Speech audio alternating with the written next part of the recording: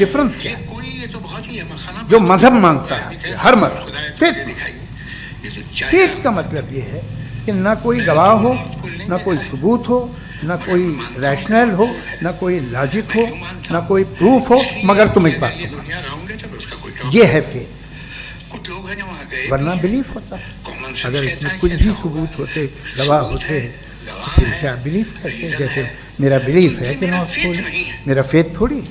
तो फेथ में faith in तमाम शर्तों को रद्द कर, मजहब मानता है, हर मजहब फेथ। तो फिर स्टुपिडिटी क्या? फेथ का मतलब ये है कि ना अगर कोई मैं एक गवाह बात हो, ऐसी मानूं ना कोई सबूत जिसकी हो, ना कोई लॉजिक है, ना कोई रैशनल है, ना कोई ना कोई लॉजिक प्रूफ हो, है, ना कोई ना कोई प्रूफ गवाह है, मगर तुम एक बात को मानो, ये है फेथ। ना कोई सबूत है और मैं उसे मानूं, बिलीफ होता। तो अगर ये इसमें कोई भी स्टुपिडिटी। सबूत होते, इसे ही गवाह वहीं होते, कल को मैं यकीन कर लूं कि एलॉन मस्क जो है मेरा भाई कि है, नॉर्थ पोल है, तो मुझे मेरा इंतहाई फेथ खुशी थोड़ी होगी, सुकून भी बहुत मिलेगा मुझे। फेथ इन तमाम लेकिन शर्तों और कहे भाई क्यों मानते हो, क्या सबूत है भाई, वो तो अमेरिकन है और तुम तो इंडियन हो, वो तो नस्ल अलग है, तुम्हें कभी मिले भी नहीं। अगर मैं एक क्या देखिए मेरा फेथ, जिसकी ना कोई इस तरह लॉजिक से। है, ना कोई रैशनल, फेथ का मतलब ही यह है कि आप प्रूव नहीं कर सकते।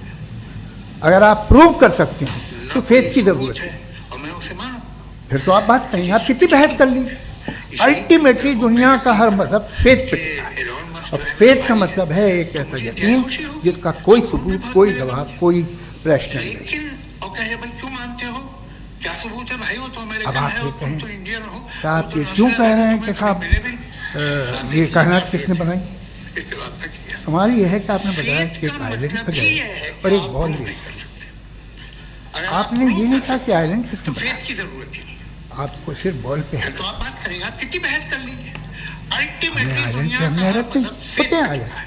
और इसी फेथ तरह का ये मतलब आइलैंड है है, एक सितारे, ऐसा यकीन ये जिसका कोई सबूत, कोई गैलेक्सी, गवाह, कोई ये सब आइलैंड हैं, रैशनल नहीं। खला में। हम उन्हें टेकन फॉर ग्रांटेड लेते हैं, हम पूछते नहीं कैसे बना। आपने जजीरे के बारे में क्यों कह रहे हैं कि साहब है, ये कायनात किसने बनाई? मेरी पैदाइश कैसे हुई? कमाल ये है कि आपने बताया कि एक क्या मैं प्लान पैदा हुआ था? I was plan to be born, कि आइलैंड किसने बनाया? या एक लकी स्पॉन था जो किसी एक से चिपक गया? हमने मेरी आइलैंड पे पैदाइश हमने रैंडम, होते हैं आइलैंड। रैंडम। इसी तरह ये आइलैंड है, सितारे, और इंसाफ जिसे आप कहते हैं, गैलेक्सीज, ये सब आइलैंड इंसाफ का तो नेचर से कोई वास्ता ही नहीं। टेकन फॉर ग्रांटेड जो आप कहते हैं कि एक दिन इंसाफ करेगा, इंसाफ इज द ह्यूमन कॉन्सेप्ट। आंधी नेचर में कोई इंसाफ नहीं। मेरी पैदाइश कैसे हुई? अगर शेर हिरन को खा जाता है तो उसे कोई सजा नहीं। नेचर में ही इंसाफ नहीं। अगर एक आंधी आती है और हरे भरे पेड़ों को फाड़ के फेंक दी तो आंधी उसकी जेल नहीं है। हम कहें कि नेचर में इंसाफ नहीं, सबका जवाब देंगे। इसलिए वो नेचर को इंसाफ की जरूरत है। इंसाफ जिसे नेचर तमाम। सिस्टम है, ऐसे ही चल रहा है। अब हम कहें कि साहब ये देखिए जो मैंने खाना खाया है, यहाँ तो नहीं यूँ कर दिया उसे, इसे शर्म नहीं, वो सिस्टम है, ऐसे ही चल रहा है। कि मैं तुम्हें इंसाफ दूं। नेचर कोई इंसान हिरन बगैर को इंसाफ, खाता है तो उसे कोई सजा नहीं। इंसाफ इज द ह्यूमन कॉन्सेप्ट। ये आसमानी तो है, जो आपसे कहता है कि मैं तुम्हें इंसाफ दूँ, इंसाफ। वो इंसानी है, भाई आप साथ मिलते हैं, अब आप ये नेचुरल है ही नहीं, ये आसमानी है ही नहीं, नेचर का तरफ। तमाम सच, तमाम इंसाफ। तमाम शराफत, भाई आप साथ मिलते हैं, अब आप लेफ्ट हैंड ड्राइव करते क्या हैं, होगा? या तो आप क्या उसका ये क्या है? आपका एक्सीडेंट, तमाम सच, तमाम नेकी, तमाम शराफत, एग्जाम हो जाएगा। Left hand drive. झूठ, बेईमानी, वरना रिश्वत, क्या होगा? ये या तो आप तमाम क्या कर देंगे, ड्राइविंग हो जाएगा। आपका एक्सीडेंट हो जाएगा, या आप किसी को मार देंगे, या ये ट्रैफिक तो जैम हमने हो जाएगा। बनाया। झूठ, बेईमानी, रिश्वत, कोई, ये तमाम जो है ड्राइविंग हो जाएगा होमसाइड। ये हमारा है। इसका ये तो नेचर हमने है। बनाया, जैसे हमने लेफ्ट हैंड ड्राइव बनाई। ये कॉन्सेप्ट ऑफ इंसाफ है ही नहीं। ये हमारा है, तो ये इसका नेचर से कोई वास्ता नहीं। शेर खा जाता है हिरन को, उसे जेल होती है क्या? इसी से मालूम होता है कि है ही नहीं। तो ये जो दुनिया के रिलीजन प्रॉमिस करते हैं नेचर आपको है, इंसाफ, कहते हैं नेचर ही खुदा। इसी से मालूम होता है कि ये मैन मेड में है। इंसाफ नहीं कहीं। ये तसव्वुर कहीं और का है ही नहीं। वादा कर रहे हैं कि तुम्हें मरने के जो बाद नेचर है, कुछ लोग कहते हैं नेचर ही खुदा है, मुझे अगर मिलेगा तो मैं तो बहुत नेचर खुश में हूँ। तो इंसाफ नहीं कहीं। लेकिन मैं यकीन नहीं करता। और आप वादा कर रहे हैं कि तुम्हें मरने के बाद इंसाफ फेथ मिलेगा। नहीं पैदा कर सकता। मुझे अगर मिलेगा तो मैं बहुत खुश हूँगा, लेकिन ईमान, मैं यकीन नहीं कर पाता, इसका इसलिए मतलब कि है मैं कि फेथ उसके नहीं बाद पैदा कर सकता। जस्टिफिकेशन द नहीं। वेरी फैक्ट रिलीजन अच्छा आप फिर फेथ रिलीजन मतलब है कि मॉडरेशन में पास कोई सभी नहीं। जस्टिफिकेशन वो आप नहीं। में कुछ खूबियां भी पैदा करता होगा, अच्छा लेकिन था उससे ये आपके- फायदा है, वो फायदा है। रिलीजन अगर मॉडरेशन में है, कोई सा भी नहीं, वो ज्यादातर वो आप में कुछ खूबियाँ भी पैदा करता होगा। और एक देखिए उससे ये फायदा है, वो किया गया फायदा था है। अमेरिका में कि अल्कोहल जो है वो ज़्यादातर दवाओं में यूज होती है। और एक बोतल शराब सर्वे किया गया था अमेरिका में सबसे कि लॉन्जिटिविटी किन लोग, तो एक तरफ वो लोग थे जो शराब पीते ही नहीं और एक तरफ वो थे जो एक बोतल शराब पीते। हम शराब को बुरा समझते हैं। सबसे ज़्यादा लंबी उम्र होती है जो 2 पैग नाप के शराब पीते हैं खाना खाते हैं। कुछ चीजों में आदत होती मगर हम है, शराब तो को बुरा बस। समझते हैं। आज तक में एक आदमी दूध पीता है, क्यों? अब 10 साल बाद भी मिलेंगे तो एक ही ऐसा गिलास होता पीता है। होगा। ऐसा नहीं होता कुछ सुबह चीज़ों में से आदत होती है जो बढ़ती है। आज तक में एक आदमी दूध पीता है, आप 10 साल बाद भी मिलेंगे तो एक ही गिलास पीता होगा। ऐसा नहीं होता, सुबह से पीता रहता है। कि वो बढ़ता है, अल्कोहलिक मैंने नहीं देखे, जैसे शराब अल्कोहलिक होते हैं। ये टेंडेंसी है मजहब की सही तरह से कि वो बढ़ता है, मुझे यकीन है कैंसर बढ़ता है, हमारे मुफ्ती साहब जैसे शराब। बहुत खुशी हुई मुझे इनसे मिलकर। कुछ लोग होंगे जो उसे सही तरह से यूज करते हैं। मुझे यकीन है कि हमारे मुफ्ती साहब भी उनमें से हैं। बहुत खुशी हुई मुझे। कहते हैं ना, मजहब ये नहीं कहता। लेकिन कितने लोग कहता होगा, क्या जब देखते हैं दुनिया में जो तबाहियाँ हैं तो ऐसे भी है। इनमें कितना हाथ है उन लोगों का जो बिलीवर तो शायद बहुत अच्छी कहते था मजहब ये नहीं कहता, ना कहता होगा, मगर जब ये मजहब पीते हैं तो ऐसे बिहेव करते हैं। थोड़ा सा अगर 2-3 कैंसर थोड़ा सा अगर हो तो शायद बहुत अच्छी बात है, लेकिन शराब थोड़ी सी नहीं है, इसमें टेंडेंसी है। थोड़ा सा अगर 2-3 कैंसर के फैल हो ना बॉडी में तो आदमी खुद है, लेकिन वो 2-3 फैल हुए तो मल्टीप्लाई जावेद साहब टाइम पूरा हो टाइम हो गया तो बस बात खत्म हो गई। अच्छा मुझे कुछ और कहने को था भी नहीं। Your rebuttal round. You have 7 minutes. जी, मैं पहले जवाबी दौर के लिए इनवाइट कर रहा हूँ मुफ्ती साहब को। Your rebuttal round 1, you have 7 minutes. को सुनकर बड़े महजूज हुए हम लोग। महजूज, do you understand? We enjoyed. Okay, अब थोड़ा सा logically thank you very much Javed साहब, आपकी बात को सुनकर बड़े महजूज हुए हम लोग। महजूज, do you understand? We enjoy. Okay, अब थोड़ा सा लॉजिकली उसको हम लोग देखते हैं। दरअसल हम लोगों ने कल गुजारिश की थी मुफ्ती साहब से भी, जावेद साहब से भी, कि हिंदुस्तानी ज़बान आम फहम सबको समझ में आ जाए और जहाँ कहीं आप मुश्किल शब्द इस्तेमाल करें वहाँ बताते भी चलें। Thank you. तो सबसे पहले हमारे रिस्पेक्टेड जावेद साहब ने हवाला दिया कि खुदा फ़ानी है। कितने मजहब आगे चले गए, किसी ने जुपिटर को खुदा माना, किसी ने किसी को माना। मैं कहता हूँ जिसने कॉन्टिंजेंट चीज़ को खुदा माना, गलत माना, वो खुदा ही नहीं, वो खुदा ही नहीं है। हम तो नेसेसरी बीइंग को साबित करने बैठे हैं, वो नेसेसरी कॉज जो इटरनल है, जो अबदी भी है और अजली भी है। हम किसी और को साबित करने नहीं बैठे। दूसरी चीज़ उन्होंने कहा कि फेथ एंड बिलीफ ये एक ऐसी डेफिनेशन है फेथ की जो इन्होंने पहली मर्तबा पेश की है, या माफ़ कीजिएगा इन्होंने पहली मर्तबा पेश नहीं की है, रिचर्ड डॉकिंस ने पहली मर्तबा पेश की है। मुझे मालूम है ये सोर्स कहाँ से है। एपिस्टेमोलॉजिकली फेथ और बिलीफ का फ़र्क आप इस तरह नहीं कर सकते सर। फेथ सही भी होता है, गलत भी होता है, बिलीफ सही भी होता है, गलत भी होता है। जो लॉजिक, रीजन और एविडेंस से बैक्ड होगा वो फेथ सही होगा। और आप जिस फेथ की बात कर रहे हैं कि इलॉजिकल है और उसके पीछे नहीं है, तो we are on the same page. हम नहीं मानते उस फेथ को, जो फेथ ऐसा हो जिसके पीछे कोई लॉजिक ना हो, एविडेंस ना हो, हम नहीं मानते। हम तो उस फेथ के कायल हैं जिसके पीछे लॉजिक हो और एविडेंस हो। तो बिलीफ सही भी होता है, गलत भी होता है, फेथ भी सही होता है और गलत भी होता है। तो आज फेथ और बिलीफ के डिफरेंस पे बात नहीं हो रही है। आज आप चाहे फेथ एक्सेप्ट कर लें या बिलीफ एक्सेप्ट कर लें, आज ये बात होगी कि ट्रूथ क्या है, चाहे ट्रू बिलीफ सही है या ट्रू फेथ सही है, और फॉल्स फेथ क्या है और फॉल्स बिलीफ क्या है, बात इस पे हो रही। दूसरी चीज इन्होंने पूछा स्टुपिडिटी फिर क्या है। अगर फेथ रिलीजन स्टुपिडिटी नहीं है तो और क्या है? चूंकि फेथ का मुतालबा करते हैं तो स्टुपिडिटी क्या है? मैं कहता हूं स्टुपिडिटी एथिज्म है। उसकी वजह यह है कि आप एक सड़क पे जा रहे हो और आप किसी गार्डन में जाएं और देखें वहां लिखा है फूलों के साथ I love Javed Akhtar, and I really do, I love you sir. So जब आप वहां पर पहुंचे तो वहां पहुंचकर अब ये बताएं, क्या आप ये कहेंगे वाह व्हाट अ नेचुरल सिलेक्शन? ये क्या नेचुरल सिलेक्शन है? नहीं, ये प्रिसाइजली डिजाइंड है, इसके पीछे डिजाइनर है। लिहाजा अगर कोई एक ऐसी कॉमन सेंस की बात को कबूल नहीं कर रहा है कि यूनिवर्स जो इतने प्रिसाइजली काम कर रहा है, हम कह दें कि खुद ब खुद बन गई, मैं समझता हूं इससे बड़ी स्टुपिडिटी और कुछ नहीं है। ये रैशनल चीज है। फिर हमारे सर ने कहा कि आपने बॉल पे फोकस किया, आइलैंड पे फोकस नहीं किया। अरे आइलैंड को किसने बनाया यही समझाने के लिए तो बॉल की मिसाल दे रहा हूं। और बॉल भी कॉन्टिंजेंट है, आइलैंड भी कॉन्टिंजेंट है, दोनों नेसेसरी बीइंग का मुतालबा करते हैं।